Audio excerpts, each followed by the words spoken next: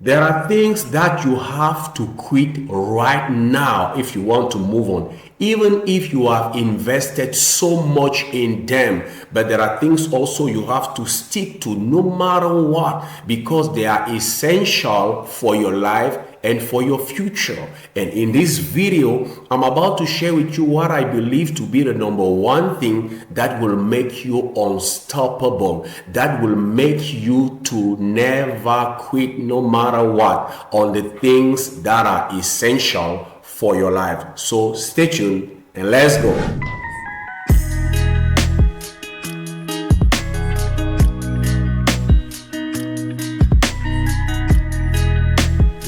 Some years ago, I think in 2014, I had this opportunity to be responsible for managing resources for a group of people. And quite frankly, I was excited. It was an opportunity for me to contribute and to add value to others because I'm very passionate about serving people. And something happened along the way is that some of them started fighting me. They were against me, and that situation became uncomfortable, very, very stressful and difficult to manage. And I remember one day I went to see a grown man, an elder, to ask him some advice. I was sharing with him that situation, not knowing what to do. And he asked me a question that I didn't expect. But that question was an eye-opening question because it helped me understand why I was still doing that job despite all of the hardship. And he told me something like this: it's too dangerous for you, Zoe. You are jeopardizing your life and you are jeopardizing your family because these people are fighting you and some of them are suing you. And why don't you simply quit? Why don't you quit? It will be simple for you and your family, and you can find something else to do. I thought for a while, and I answered him by saying that I would like to quit. And at times, quite frankly, I freak out for my life and for my family. But I have this sense deep in my heart, I have this feeling that this is my calling. I'm called to do this in this season of my life. I know it is difficult, but I can't quit my calling. That is the answer that I gave him. But I don't know where that answer came from. Because before that conversation I had with him, I wasn't thinking like that. So by answering him, I understood myself that, yeah, that is why I am sticking to this responsibility despite all of the difficulties, because it is my calling. Because at that period, my spouse and I, we were convinced in our heart that what I was doing was a calling from God for me to serve these people despite all of their oppositions. And I didn't quit. I stayed in that job despite the oppositions because I knew it was my calling, and that is very powerful. I know that today we are getting a lot of information and a lot of content about tips and secrets to become unstoppable, to never quit what you are doing. All of those tips are great, but at times they do not work. And I found that when what you are doing is your calling, it is difficult for you to give up, because at that moment it is no more about getting something from what you are doing, but it is about serving God. Because when it is your calling, you have this feeling inside your heart that what you are doing, it is to serve God. And when you are there to serve God, it is no more about profit. It is no more about money. It is no more about what you will have, but it is about what you will contribute, what value you will bring to those group of people you feel in your heart you are calling by God to serve. And that is very powerful to understand. Now, I know that many of you may be wondering, oh Zoe, are you sure what you are talking about? let me ask you these questions. What made Dr. Martin Luther King Jr. unstoppable? What made him unstoppable? He was willing to die for his cause because he had this sense of being called by God to fight for the rights of the black people in America, to fight against injustice. It is this sense of calling that pushed him to do what he did, and he was willing to die for that. Another question that I have for you: what made Mahatma Gandhi unstoppable despite all the threats? Because he had this sense of being called by God to solve that problem of injustice in India. And it is very powerful for us to understand that. What made, for example, Nelson Mandela unstoppable? It is the fact that he had this sense of being called by God to do it, and he was willing to die for that. He told the court members that this cause, I am willing not just to live for it, but I am willing to die for it if need be. That is very powerful. All those great figures had this sense of being called by God, and that calling upon their lives made them unstoppable. You will be threatened, you will face hard times, you will go through challenges, but because it is your calling, you will never give up, because it is not about you, but it is about serving and pleasing God.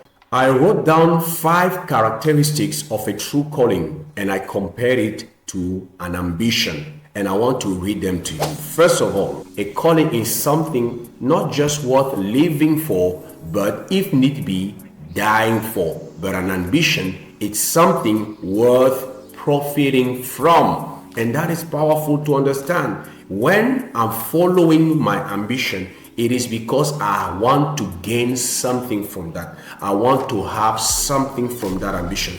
This is something I want to possess. It is something I want to achieve. It is something I want to do for myself. There is nothing wrong with having an ambition, but you have to understand that there is a difference between a calling and an ambition. Someone who is called to do something, it is someone who is willing to live for that thing he is working for, to live for that thing he is doing, or to sacrifice for that thing if need be. The second characteristic is that a calling is purpose driven, but an ambition is profit driven. Different mindset, different attitude, different approach. A calling is driven by your life purpose, but an ambition is driven by the profit, but what you will get from that endeavor, that activity. The third characteristic of a calling is that a calling is people-oriented, but an ambition is self-centered. Someone who is working on his calling focuses on other people. He wants to serve other people. He wants to bring them value. But when somebody is following his ambition, he wants to get profit, to get something from the activity. When I'm following my calling, I want to serve people. When I follow my ambition, I want to serve myself. That is very powerful. The fourth characteristic is that a calling is normative. It is about what I should do, but an ambition is instrumental. It's about how can I use this to get what I want. When something is normative, it's about this is what I should do. Not because I want something, but because this is the right thing to do. This is the thing I am called to do. But when something is instrumental, it is about how can I use this to get what I want. This thing I'm using, this thing I'm doing, I'm only using it to get what I desire. And that is the big difference. A calling is normative. It is something I should do, but an ambition is instrumental. It is something I use to get what I want. The fifth characteristic is that You get satisfaction when you are in your calling. You get satisfaction just by serving others, just by fulfilling your calling. But with an ambition, you get satisfaction when you get what you desire.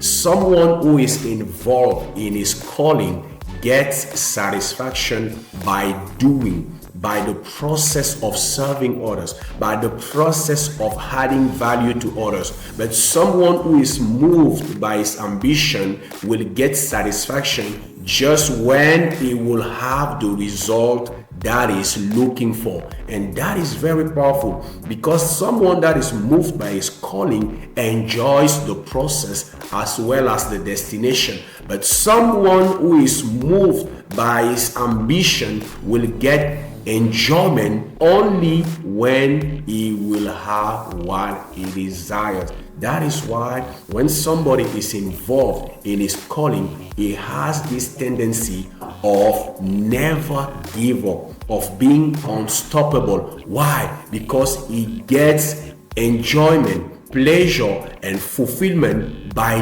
doing the activity, not just by getting the result. But those who are moved by their ambitions want to get result to be able to enjoy. And most of them do not like the process, and that is why many of them quit. When you follow your calling, you become unstoppable because you are other people oriented. You are getting enjoyment from the process. You are focusing on adding value. You are enjoying something worth living for, but also, if need be, sacrificing for. That is very powerful to understand. Another question you may have is, now, how can I do to profit or to take advantage of this truth? That is, when you go after your calling, you become unstoppable. And my answer is this: turn your business, your career, what you are doing, into a calling. It is simple but very powerful. Think about that. If what you are doing right now is your calling, it means that it is no more about just money. It is no more about just stuff. It is no more about just being recognized by your peers, by your market. It is no more just about having a lot of money or having a lot of stuff, but it is first of all about serving God by helping others, serving God by adding value to others. How will this change your attitude, your mindset, your way of approaching your business or your career and your results? You will become more and more effective, because when you start focusing on others, when you start serving others, when you make a priority to add value to others, what will happen is that they will sense your heart, they will sense your engagement, your attitude, and they will reply to it positively. It will open to you doors of opportunities. But the secret is this: turn your business, your career into a calling. Do not approach it anymore like something you have to gain from, but approach it as a vehicle of service, of serving God by helping people. Now, how can you achieve that? How can you do that? There is this passage in the Bible that I love that says that in everything you do, do it as if you were doing it for God. And that is very powerful. Do it as if you were doing it for God. And if you do something for God, if you look at every person that are coming to your office, that are coming to you as God, how great will be your service? How great will be your product? How great will be your contribution? How great will you be adding value to them? Because in your mind, there are not just people, there are God. It is an opportunity for me to serve God. And when I have the opportunity to serve the supreme being, the highest form of life there is in the universe, I take my time to give him my best. If you want to turn your business, your career into a calling, you have to approach every occasion, every opportunity to serve others like serving God. You have to see everyone who comes to you for your service, for your skill, for your competency, for your product as God himself. If you do that, you will serve at such a higher level that the marketplace will have no other choice than to comply, because people are looking for those who will serve them at the highest level possible.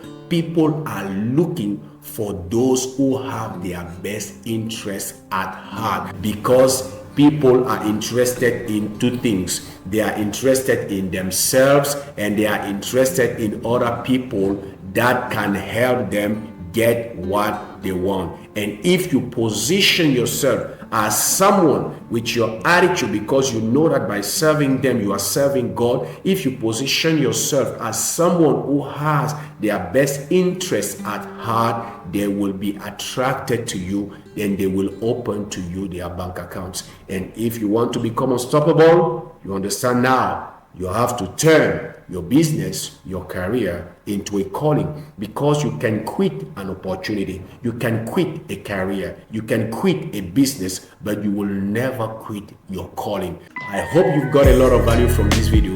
Don't forget to leave a thumbs up, to subscribe. It was Zoe from Cameroon, and I wish you success.